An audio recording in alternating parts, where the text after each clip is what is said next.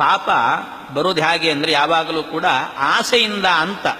ಆಸೆಯಿಂದ ಅನ್ನೋದಕ್ಕೆ ಒಂದು ಕತೆ ಹೇಳುತ್ತಾರೆ ಯಾವಾಗ. ಏನು ಅಂದರೆ, ಒಬ್ಬ ಪಂಡಿತರಿದ್ರಂತೆ. ಒಬ್ಬ ಪಂಡಿತರು ಅವರು ಯೋಚನೆ ಮಾಡಿದ್ರಂತೆ, ಪಾಪಕ್ಕೆ ಮೂಲ ಯಾವುದು ಅಂತ.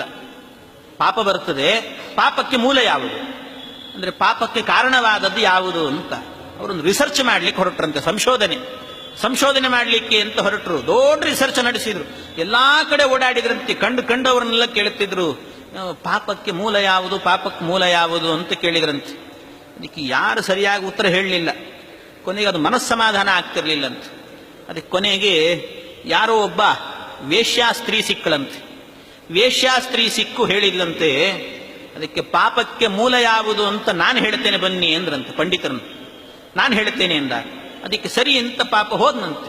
ಜೊತೆಗೆ ಹೋದಾಗ ಮನೆ ಕರ್ಕೊಂಡು ಹೋದ್ಲಂತೆ. ಮನೆ ಕರ್ಕೊಂಡು ಹೋಗಿ ಹೇಳಿದ್ಲಂತೆ, ಅದಕ್ಕೆ ಏನಿಲ್ಲ, ಪಾಪಕ್ಕೆ ಮೂಲ ಯಾವುದು ಅಂತ ನಾನು ಹೇಳ್ತೇನೆ, ಆದರೆ ಹೇಳಬೇಕು ಅಂತ ಆದರೆ ಒಂದು ಕಂಡೀಷನ್ ಒಂದಂತೆ. ಏನು? ಅದಕ್ಕೆ ನಮ್ಮ ಮನೇಲಿ ಊಟ ಮಾಡಬೇಕು ಅಂದಂತೆ. ನಮ್ಮ ಮನೇಲಿ ಊಟ ಮಾಡಬೇಕು. ಅದಕ್ಕೆ ಪಂಡಿತರು ಹೇಳಿದ್ರಂತೆ, ಅಯ್ಯೋ ಅದು ಸಾಧ್ಯ ಇಲ್ಲ, ನಾನು ನಿತ್ಯ ಮಡಿವಂತ, ನಾನು ಶುದ್ಧವಾದ ಮಡಿಯಲ್ಲಿ ಊಟಕ್ಕೆ ಕೂತುಕೊಳ್ಳುತ್ತೇನೆ, ಅದು ಮಡಿಯಲ್ಲೇ ಅಡಿಗೆ ಆಗಬೇಕು, ಇಲ್ಲದೆ ಇದ್ರೆ ನಾನು ಊಟ ಮಾಡೋದೇ ಇಲ್ಲ, ಹಾಗಾಗಿ ನಾನು ಇಲ್ಲೆಲ್ಲ ಊಟ ಮಾಡ್ಲಿಕ್ಕೆ ಆಗೋದಿಲ್ಲ. ಅದಕ್ಕೆ ಅವಳು ಹೇಳಿದ್ಲಂತೆ, ವೇಶ್ಯೆ, ಅದಕ್ಕೆ ಯಾಕೆ ಯೋಚನೆ ಮಾಡ್ತೀರಿ, ನಾನು ಮಡಿ ಮಾಡದೇ ಇದ್ರೂ ಕೂಡ ನಿಮಗೆ ಬಂಗಾರದ ತಟ್ಟೆಯಲ್ಲಿ ಊಟಕ್ಕೆ ಹಾಕ್ತೇನೆ ಎಂದ್ಲಂತೆ.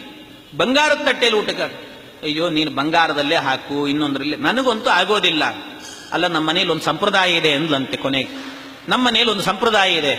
ಏನು ಅಂದರೆ, ನಮ್ಮ ಮನೆಗೆ ಬಂದವರಿಗೆ ಬಂಗಾರದ ತಟ್ಟೆಯಲ್ಲೇ ಊಟಕ್ಕೆ ಹಾಕಬೇಕು. ಅದ್ರ ಜೊತೆಗೆ ಯಾರು ಆ ಬಂಗಾರದ ತಟ್ಟೆಯಲ್ಲಿ ಊಟ ಮಾಡ್ತಾರೋ, ಊಟ ಆದ ನಂತರ ಆ ತಟ್ಟೆ ಅವರಿಗೆ ಅಂತ ಹೇಳ್ಬಿಟ್ಟು ಒಂದು ಸಂಪ್ರದಾಯ ಅಂದಂತೆ. ಹಾಗಾದ್ರೆ ಹಾಕು ಅಂದಂತೆ ಪಂಡಿತ. ಹಾಗಾದ್ರೆ ಹಾಕು ಅಂದ. ಅದಕ್ಕೆ ಪಾಪಕ್ಕೆ ಮೂಲ ಯಾವುದು ಅಂತ ಕೇಳಿದೆಲ್ಲ, ಇದೇ ನೋಡು ಉತ್ತರ ಅಂದಂತೆ. ಇದೇ ಉತ್ತರ. ದುರಾಸೆಯಿಂದಾಗಿ ಧರ್ಮವನ್ನ ಬಿಟ್ಟಿ ಅಂತಾದ್ರೆ ಅದು ನಿನಗೆ ಪಾಪವೇ. ಬಂಗಾರದ ತಟ್ಟೆ ಸಿಗುತ್ತದೆ ಅಂತ ಹೇಳಿಬಿಟ್ಟು ನೀನು ಎಲ್ಲೋ ಅಧರ್ಮವನ್ನ ಮಾಡಿದೆ ಅಂತಾದ್ರೆ ಅದು ಪಾಪವೇ. ಇದೇ ಪಾಪಕ್ಕೆ ಮೂಲ ಅಂದಂತೆ. ಹಾಗೆ ಪಾಪಕ್ಕೆ ಮೂಲವಾಗಿರುವಂತಹದ್ದು ಆಸೆ, ದುರಾಸೆ ಎನ್ನುವಂತಹದ್ದು ಪಾಪಕ್ಕೆ ಮೂಲ ಅಂತ.